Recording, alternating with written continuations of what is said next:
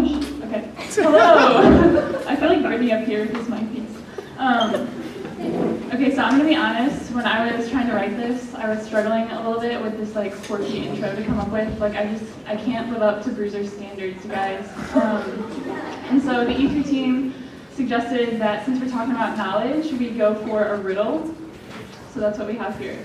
It says, I am everywhere, everyone knows me, but as soon as you say my name, I am gone. What am I? Okay, if you know it, just don't say it. Think about it, write it down, we'll come back to it later. So, you can put it that way. Just remember that, think about it, ponder it, whatever. Okay, so like Chris said, my name is Alyssa Norberg, and I'm a junior. I'm studying geography and geospatial intelligence. And to be honest, I feel like this is the first time where I've ever introduced myself with my major where it like makes sense with the talk that I'm giving, because when people hear the word geospatial, they're like, what? Like, are you an astronaut? And I'm like, no, I sit at a computer and I draw lines like a monkey could do it. But honestly, it's true. And then I have these glasses, which also kind of make me look smart now, but I swear it's just because I'm blind past like 7 feet now. So between the glasses and the title, I probably sound like I know what I'm talking about, but I swear, like, among equals here, okay? Like, we're all struggling, promise. But yes, I'm giving the knowledge talk in this Journey Home series. And I think I want to start out with this idea of what our mission is as college students and really as Christians, because Jesus tells us to go out and make disciples of all nations, right? And so when we think about this, at its very core, it is growing in our love for God and then inviting others into that love. But I think in order to evangelize our culture, we have to first know what we're dealing with, what type of demographic we're facing. And so before I started looking into this, which, a little tidbit here, I was looking into this before the knowledge talk because this stuff just interests me. I'm kind of nerdy in that way. But I thought it was going to be, people aren't coming to the church or coming to know the faith because it's no secret that Mass can be a little boring sometimes, right? Or maybe people are just content with where they're at in life. They don't need anything else. They don't need a Jesus or a Savior, or maybe it's not their truth, which is a whole other talk. I'm not going to get into that. Or maybe it was like the sex scandal in the church, or maybe the structure, or people just don't like that. I thought it was all these things, and I was coming up with all these reasons.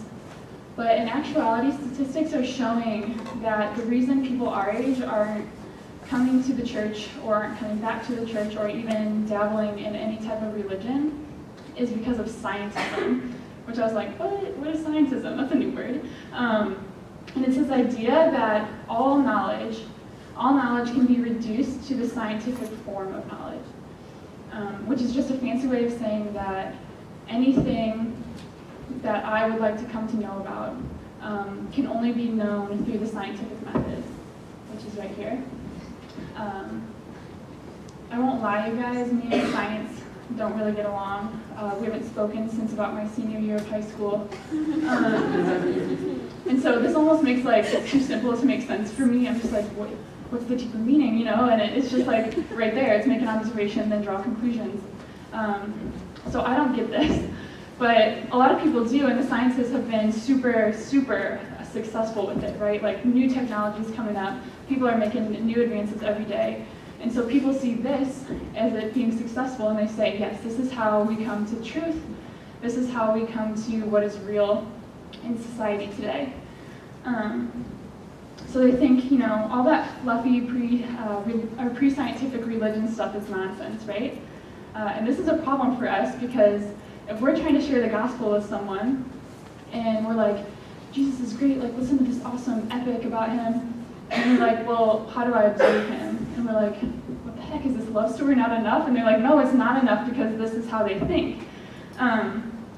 So this is where we come in, and it's important for us to not necessarily do everything we do in the scientific method. That's not what I'm saying, and I would struggle with that. But we have to be knowledgeable in our own faith lives, in things of this nature. That way when people come to us with these questions as Christians, like what do we do? How do we come to know Jesus when all we can do is think like this? we're ready to give them an answer and help lead them closer to Christ. Now, I'm definitely not saying that knowledge alone is it, right? Like if someone comes up to you saying that, I just lost a loved one, we can't sit here and be like, oh, well, let me tell you about the Protestant Reformation and how Luther really screwed us over there. Like, we're not going to talk about that. We can't, say that, right? Like, knowledge cannot... John's always going like this. We can't replace love with knowledge, right? It's not meant to replace love. We're still called to love as Christians, but knowledge can enhance our ability to love. Okay, so how do we do this? I just want to take a side note here. When I sat down to write this talk, I went down to the Adoration Chapel, and I was like, okay, Alyssa, what do you know?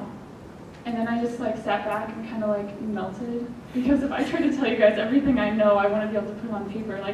We know so much. So I promise you guys I'm not up here trying to tell you everything I know, but I am trying to tell you, or I do want to share with you guys different ways we can come to understand knowledge. And this first way I want to talk about is knowledge as ability. And so Catherine and Caius mentioned this in their talks, but we have this cool thing up here called the prefrontal cortex, which is just a fancy way of saying that we have the ability to reason and make decisions for our own. And it is central to what it means to be a human being. It's part of our essence. It's why we have human dignity that's different from animals. So we have this thing that allows us to reason, but what does it mean that we have it? Plainly, it means that we should use it. We shouldn't be making these stupid choices, right? And I think a reason that a lot of Christians get bad rap sometimes is because we say these stupid things. Okay, sorry, I'll stop using the word stupid. I'll just say misguided because that's prettier. We say misguided things like Jesus totally created the world in 7 days. It's in the Bible, right? And when we say these misguided things, when we cling to them, wait, you guys, promise, I'm getting there. When we say these misguided things, it's reason for people to shut us down before we even get started. When we say things like that and it's hard for people to believe because it's not part of the scientific method, they'll walk away. So that's where our knowledge comes in, and we have to be able to use it in that way. So right now you guys are probably like, what, this heretic? It totally says that in the Bible. She's making things up. That is what it says in Genesis. I do believe in the Bible, I promise you. But let's look into Genesis a little bit more. And if you have your Bibles, none of you are moving. No one has a Bible. I don't have my Bible either, so we are going to wing it. Okay. But you guys know the story of Genesis, right? All the days. Right? Sum up Genesis with all the days. Okay. No, but Genesis is actually a Hebrew poem with rhyme and rhythm. And obviously, I don't speak Hebrew, so I found this out by different means. But Hebrew scholars would go through it and read it like a poem and analyze it like a poem would in any lit class. And so days 1 through 3, God separates light from dark. He separates the waters from the skies, and then he separates the water from the land. And then days 4 through 6, he fills in those voids with creation, ending with day 6, which is humans and animals, but especially humans. You guys see what I mean by mirror here? This mirror? It's a crafted poem. So what does this mean for us, right? The word 7 in Hebrew means covenant, and if any of you are in a Bible study right now and doing the salvation history Bible study, you know that a covenant is an exchange of persons. So the climax of creation, humanity down here, that's the last day that God did anything. He rested on the 7th day, and that's our Sabbath. But the climax of creation is with humans. And it comes last and is an anticipation of the 7th covenant, which is Christ himself. So we can't sit here and be like, yeah, God created the world in 7 days. It's not, Genesis isn't meant to be a timeline for us, oh my gosh, look at all this cool stuff. I wonder how long it took God to make it. only 7 days, like it'd probably take me 20 years, you know? Like that's not the point of Genesis. The point of Genesis is to foreshadow Jesus, which like, I just like get going when I think about that because Jesus wasn't even born yet, right? It's just amazing, like the intellectual tradition of the church. And like scholars and people with doctorates and scientists, they don't understand this. But this is what our faith offers us. And this is just one example from one chapter in Genesis. So yes, it's an intellectual tradition. And yes, I believe in the Bible, I promise, even though none of us have it. It was such a flop. Okay. Speaking of Bible, okay, the word Bible comes from the Latin biblia, meaning library. So is Christina here? Yes, okay. Perfect. You love to read, right? You're an English major, okay. Okay, what's your favorite book? That's okay. What book are you reading now? All Request. I don't know what that is. What genre is that? Is that a genre? Okay. I feel like, you guys, I don't read too much, but I'm pretty sure Charles Dickens is in genre. Okay, what is it? Classical. Okay. Is that like fiction? Yes. Okay, now we're on the same level. So, fiction, would you read that the same way that you would read the Diary of Anne Frank or Dr. Seuss? No, right? Okay, so that's the point, is we aren't meant to read every book in the library the same way, just as we aren't meant to read every book in the Bible the same way. So when people ask us as Christians, do we take the Bible literally? Like, are you those dumb Christians that take the Bible literally? We have to say, no, we take the Bible literarily.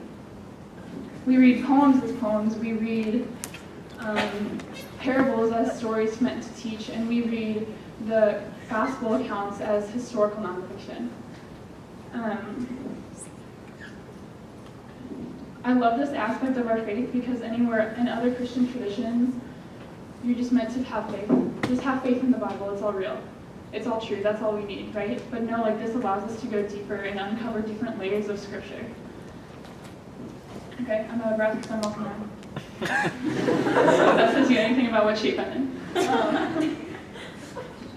Okay, where are we at? Okay, so I promise you, you are allowed to believe in evolution. A lot of people think that that's not a Christian thing. I believe in evolution. The church actually doesn't have a stance on it. In fact, the theorist behind the Big Bang Theory, his name was Monsignor George Lemaitre. He's a Belgian Catholic priest. So I love it because all these atheists are like, no, the Big Bang Theory is what created everything. And we're like, really? Because the guy who thought of that was in our corner the whole time. And so it just goes to show you that truth does not contradict truth. It can't, right? And the church will seek out truth wherever it lies. Because truth is an attribute of God. And faith and reason don't contradict one another either, but they enhance each other. So when reason only gets us so far, that's when faith comes in. It's this idea that science can tell us the how of everything, but religion and faith will tell us why. Okay. So switching gears here a little bit, I'm going to move on to a different type of knowledge or a different understanding of knowledge, and that is knowledge as desire. So whereas knowledge as ability is our capacity to understand things, knowledge as desire is that thing deep within us that makes us want to know things. And I think especially at this point in our lives, right, we have societal pressures and parents and all these things going on that tell us we should know exactly what we want to do. We should know what we're going to be doing with the rest of our lives. We should know who we're going to marry and how many kids we have. Okay, you guys stop trying to plan out how many kids you're going to have. We don't need to know that right now, okay? Like, stop worrying about it. But we do, and these things stress us out because we want to know our futures. Maybe sometimes we want to know things that others don't as a source of power. This is something I struggle with a lot. Or maybe we boast in our education. This is not something I struggle with a lot because I'm a geography major. But it could be something as simple as inquiring or asking a simple question about a place or a person or something going on in someone's life that is really only reserved for them and God, or them and their family, but we just want to know what's going on, right? Because we're curious. And this knowledge is desire. It can sometimes lead to gossip and presumption when we want to know things about certain people or things that we shouldn't really know about. And this knowledge is present within us because there's a universal desire written on every human heart, and it's a desire for the knowledge of God. We were created to know Him. But we fill our lives with wanting to know these other things because we think that's what's going to bring us the most joy or contentment, when really it just brings us the opposite. Like I said, I have always struggled with this knowledge as a source of power type thing. I think it's because I'm like 5 years below my next sibling, and I'm also the youngest of 4, so I had to like fight my way into the big leagues, you know? But I've always loved knowledge as a source of power, and so growing up, my dad, he worked at this job where he couldn't tell us anything he did. He told us like his title, and that was it. He couldn't share with us what he did on a daily basis. When he would go on trips, we couldn't know where. We couldn't know anything about it. And so, like, as a little girl, I was like, what is going on? Like, let me at him, what is happening? Why can't you tell me anything? I was like 7, right? Like, chill, like, go read a book or something. But no, I wanted to know why it was secret, why he couldn't tell me everything. And now I am studying in a similar field, naturally, because I want to know things. In this past summer, I had this awesome internship, and I finally had access to all of that. At our orientation, they sat us down, and the director told us, you will see some things that only 1% of the world knows exists. And so for me, I was like, whoa, this is it. Like, this is the big leagues. This is what I've always wanted. I'm going to know it, and I'm going to have all this knowledge, and I'm going to have all this power, and no one else is going to be able to know it except for the people I work with. And so I won't lie, it was an amazing opportunity this summer, but I grew in knowledge of all these things. I came to a deeper understanding of my field, and it was an awesome learning experience, but I also saw some like amazing, beautiful things, but also some like kind of scary things. And all the while, I finally had all this knowledge that I wanted, and I couldn't tell a single soul outside of the building. And so while all this brought me to the climax of like, yes, this is where my education has finally led me to the place I always wanted it to. I know things now, right? I couldn't tell anyone, and all it left me was in isolation. And I know there's other types of isolation, but this is what happens. Just in the same way that civilians aren't supposed to know everything that goes on in the government to keep us safe, we aren't meant to know everything that God knows. We would explode. I think. I don't know. I've never been there. But when we try to know these things that are reserved for God about our futures or for people, or about people or for power, it leaves us with despair because there's no way we will ever know what's going to happen in the future. But what do we do about this? Because the desire to know things is unavoidable, right? Like, we want to be comfortable, and the unknown is uncomfortable. So when writing to Corinthians, Paul tells us about faith, hope, and love, which are the 3 theological virtues. And just like we learned about with the last series, every virtue has a vice. And so these 3 virtues have a vice as well. And I want to focus on hope here, because the vice of hope is despair. It's this despair that comes from wanting to know what we cannot know and falling into that despair. So the natural way to contradict this despair is with hope. It's like, I don't want to make the faith an equation, but that's just how it goes, right?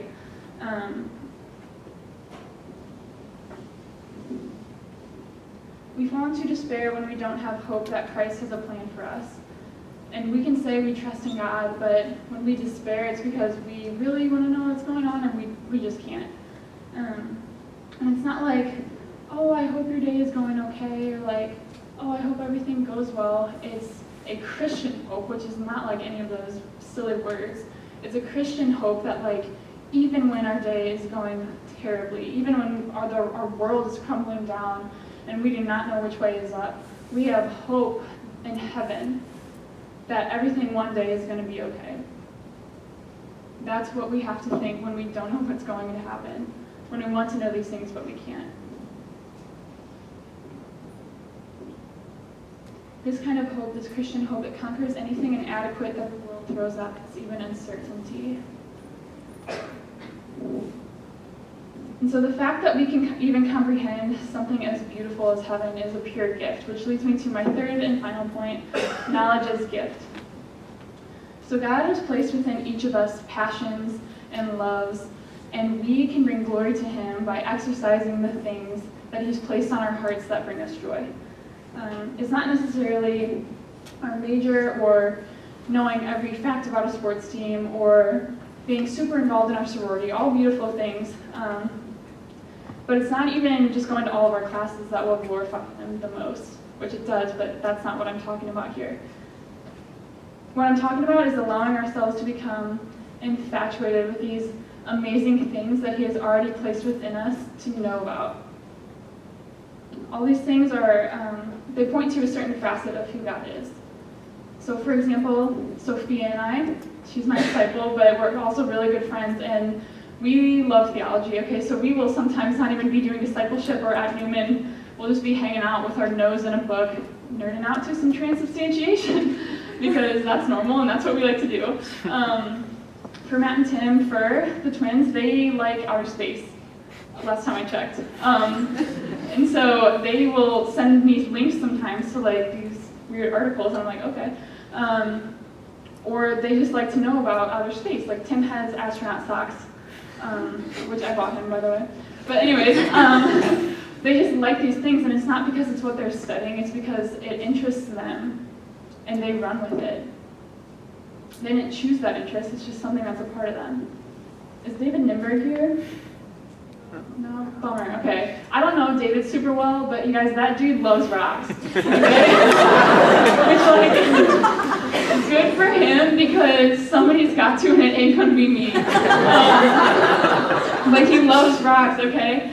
And because we have these gifts and these things that make us curious, we shouldn't just skate through our classes and then go home and binge watch Netflix, because that's just what we're doing, right? We shouldn't just be focused on, yeah, I'm just going to go in the path that's going to give me the most money. That's not what it's all about. So we all, me included, should be seeking out, should be seeking to cultivate and understand and sharpen our wits and be ever at the ready. We need to be curious, so as not to just word vomit back whatever society tells us is true. Okay? We have the ability to reason. We should be able to think for ourselves. And that's why we need to be curious, is so we can come to understand new things and formulate what is moral and what is good and what is just. And I think I have a quote that sums this up pretty well.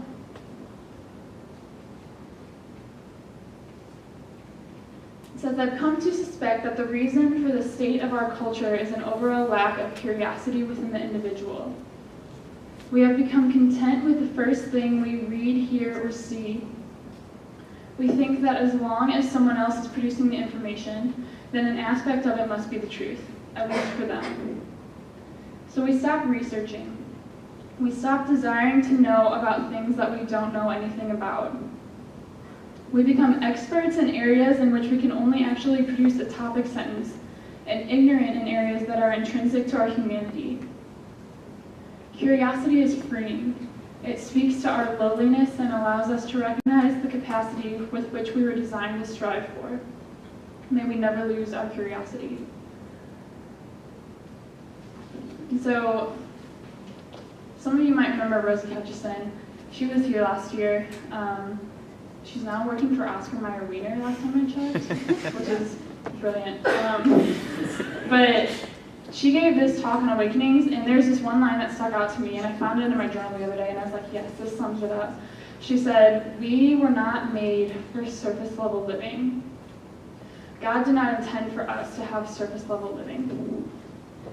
And I just love it, because I'm not telling you guys to recite me the catechism. I'm not telling you to stop watching Netflix, okay? I haven't seen season 2 of Stranger Things all the way through yet. Like, I'm going to be right there with you.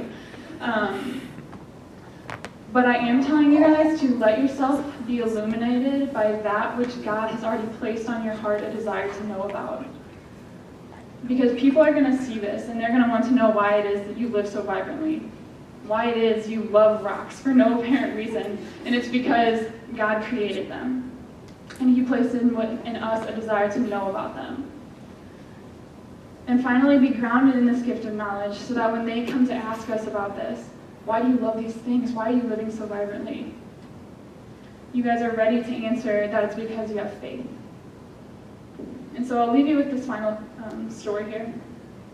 Father Jeff Brook, he was a priest here in Columbia last year. I've gotten to know him quite well this past semester.